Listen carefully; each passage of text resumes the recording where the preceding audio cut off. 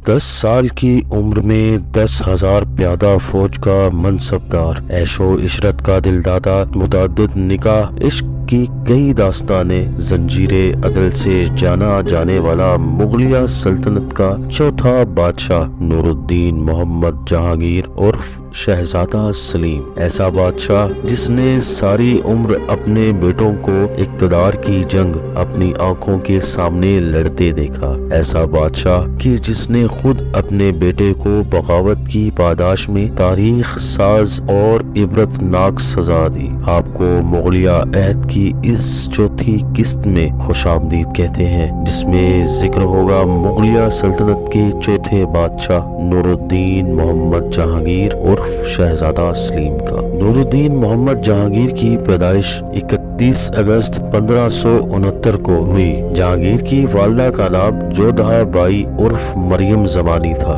जो कि जयपुर की राजपूतानी और अकबर की चहेती बीवी थी। शादी के 11 साल बाद पहला बेटा जहांगीर पैदा हुआ तो अकबर ने खुशी से खजाने के मुंह खोल दिए और ख्वाजा मोइनुद्दीन चिश्ती के मिजार पर पैदल हाजिरी से मन्नत पूरी की। जहांगीर के बाद मुराद और दानियाल भी पैदा हुए। नूरुद्दीन मोहम्मद जहांगीर उर्फ शहजादा सलीम सिर्फ 10 साल की उम्र में 10,000 प्यादा फौज का मनसबदार अपनी जहानत और काबिलियत की बदौलत बना। सलीम, मुराद, दानियाल कसरती शराब नोशी की लत में पड़ गए और इसी वजह से ऐन जवानी में मुराद और दानियाल जान से गए। सलीम रंगीन मिजाज था। कई मख्फी और कई निकाह मंजर आम पर किए गए, जिनकी तादाद 10 के करीब बताई जाती है। इनमें से 3 काबिल जिक्र हैं, जिनमें से एक राजकुमारी माँ बाई से, जिसे जहांगीर ने शाह बेगम का नाम भी दिया।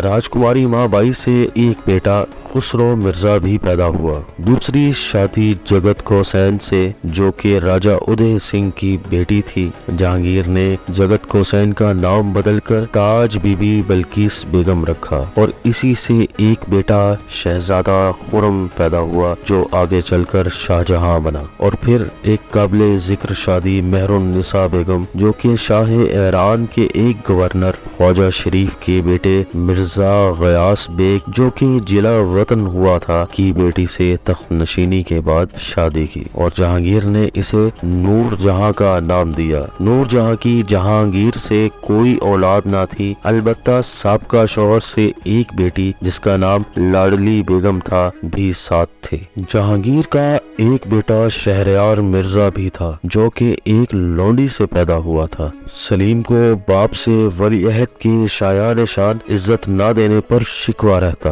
और खदशा रहता कि इसकी जगह बाप अकबर कहीं सलीम के बेटे और अपने पोते खुसरो मिर्जा को वली अहद ना करार दे डाले, क्योंकि खुसरो भी दादा अकबर की तरह के मजहबी ख्यालात का हामिल था। अकबर ने सलीम के बागियाना इरादे भांप लिए और अबू अल फजल को सलीम की गिरफ्तारी के लिए भेजा, जिसे सलीम ने कत्ल कर दिया। नतीजतन अकबर ने खुसरो मिर्जा को वली अहद करार दे दिया। सलीम ने अपनी सौतेली माँ सलीमा बानो बेगम और दादी के हमरा अकबर से मुआफी तलब की, लेकिन ताल्लुकात बहाल न हो सके। अकबर भी हमेशा से खुसरो मिर्जा को ही तख्त नशीन चाहता था। ऐसे में हजरत मुजद्दद अल-सानी के मुरीद खास ने सलीम से इस्लाम की सही शक्ल में वापसी लाने पर अकबर से सलीम के हक में तख्त नशीनी के लिए बात करने की हामी भरी और सलीम के वादे पर शेख फरीद ने शहनशाह अकबर से सलीम की सुलह करवा दी। शहनशाह जहांगीर की दस्तारबंदी की गई और खानदानी तलवार देकर बकायदा जानशीन मुकर्रर करवाया। अकबर की वफात के बाद तख्त नशी होने पर कई रोज का जश्न मनाया गया। बहुत से कैदी रिहा किए गए, अपने नाम के सिक्के जारी किए गए, जबकि मुखालिफिन से भी नरमी का सलूक किया गया। रियासत में फौरी इस्लाहात का निफाज किया गया, जिनमें सड़कें, मसाजिद, सराय तामीर करने का हुक्म दिया गया। शराब और नशा आवर अशिया की खरीदो फरोख्त पर मुकम्मल पाबंदी नाफिज कर दी गई। विरासत के कवानीन पर सख्ती से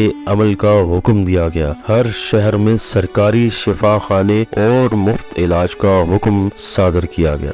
جمعرات جمعہ ہفتہ جانوروں کے ذبح پر پابندی لگا دی گئی، ناک کان کاٹنے کی سزائیں منسوخ ہوئی، درخت لگوائے گئے اور ہر کوس پر ایک کنواں بھی تعمیر کروایا گیا۔ جہانگیر نے دریائے جمنا کے کنارے سے قلعہ آگرہ کے شاہی محل تک ایک زنجیر، جسے زنجیر عدل کہا گیا، بندھوا دی، جو کہ 30 گز لمبی، 4 من وزنی، خالص سونے سے بنی ہوئی تھی اور اس کے ساتھ 60 گھنٹیاں بھی لٹکائی گئیں، جبکہ بادشاہ خود فریادی کی فریاد بھی سنتا تھا۔ سب ٹھیک چل رہا تھا کہ خسرو نے بغاوت کر دی، کیونکہ اسے یاد تھا کہ کیسے باپ نے تخت چھینا تھا، جبکہ جہانگیر کو ابھی 6 ماہ بھی نہ گزرے تھے۔ 6 اپریل 1606 کو مقبرہ اکبر کی زیارت کے بہانے خسرو مرزا 350 گھڑ سواروں کے ساتھ آگرہ سے نکلا، جہاں پھر متوار سے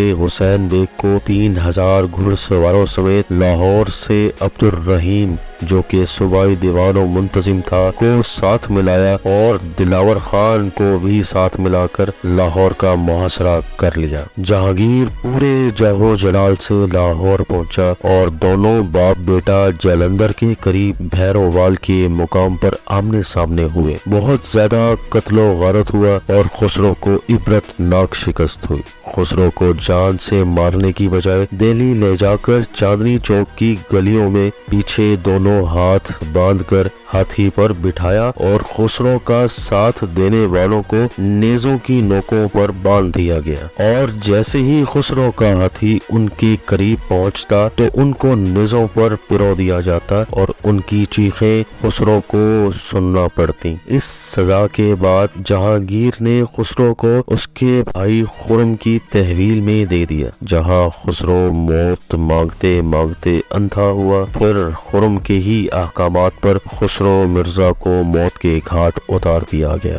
دوسری طرف نور جہاں کی ناقص اور بے جا سیاسی اور ریاستی امور کی دلچسپی نے مہابت خان جیسے وفادار کو بدزن کر دیا، اور وہ اپنی تذلیل سے دل برداشتہ ہو کر 5000 راجپوت سواروں کے ساتھ جہانگیر پر حملہ آور ہوا، جو کہ اس وقت کابل کے راستے میں تھا۔ شاہی خیمے کو گھیر کر جہانگیر کو قید کر لیا گیا، لیکن بعد میں دکن جہانگیر سے صلح کا معاہدہ ہو گیا۔ جہانگیر کا آخری وقت دیگر بادشاہوں کی طرح مختلف بیماریوں سے لڑتے گزرا، اور وہ بادشاہ جو شراب کی 20 پیالے پی جایا کرتا تھا، اب پانی کا ایک گھونٹ تک پینے سے قاصر تھا۔ شہنشاہ نور الدین محمد جہانگیر کی موت دمہ کی بیماری سے ہوئی، اور اس کی خواہش کے مطابق اسے دریائے راوی کے کنارے نور جہاں کے باغ میں دفن کر دیا گیا۔ شہنشاہ نور الدین محمد جہانگیر کی مشہور تعمیرات میں مقبرہ اکبر، انارکلی مقبرہ،